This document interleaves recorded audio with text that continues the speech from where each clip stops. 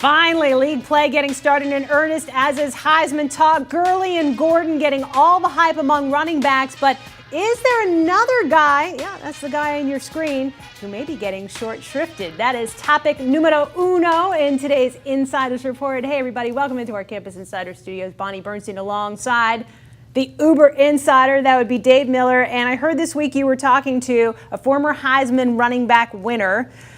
What did he have to say? Yeah, I got a chance to talk to Eddie George over the telephone, and he said a lot of love is being given to some of the big names we talked about already, but keep an eye on Ameer Abdullah at Nebraska. He's a guy who George said is an old school running back where the offense actually still goes through the running back. He said if he can stay healthy and Nebraska continues to win, he should net an invite to New York. He already has his Heisman moment. Yes, Nebraska struggled against McNeese State, but that game-saving touchdown was huge and really blew away the competition in week 2 in terms of the highlights. So he's got the Heisman moment. If Nebraska keeps winning, he's a guy that can net an invite to New York. He had to break like 5 tackles on that incredible run. It really was unbelievable. And there were only 2 minutes left in the game. So you're right. Talk about a signature moment. That was probably it. A couple teams trying to still get their quarterback situation squared away. Michigan, LSU.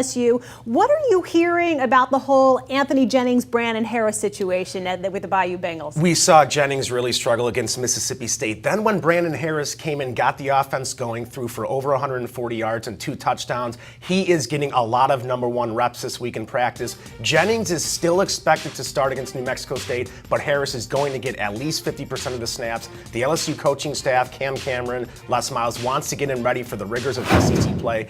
This is an LSU team that's going to be much better than it is right now, and it's going to be because of Brandon Harris and Leonard Fournette, the top running back, getting more reps as the season progresses. Well, you want Harris to get comfortable right now because they got Auburn coming up next week, and then the back end of their schedule is absolutely brutal. They got Ole Miss, Alabama, and A&M down the stretch. So, I mean, it would make sense to try to get him in there sooner rather than later. Sure. This is a really big week for Dylan Thompson. South Carolina, Mizzou, and if you remember last year, Thompson got benched and an injured Connor Shaw had to come in, rally South Carolina from that 17-point deficit to win in double overtime. Things are looking much better for Thompson this year. What are you hearing about him? Yeah, he's really looking forward to this game. I talked to Ken Mastroli, who runs a passing academy in Florida. That's all the rage now, these quarterback gurus. He said when he met with Dylan Thompson, he thought his emotional IQ was off the charts. Thompson, the guy that's on pace to set school records. He could have transferred easily.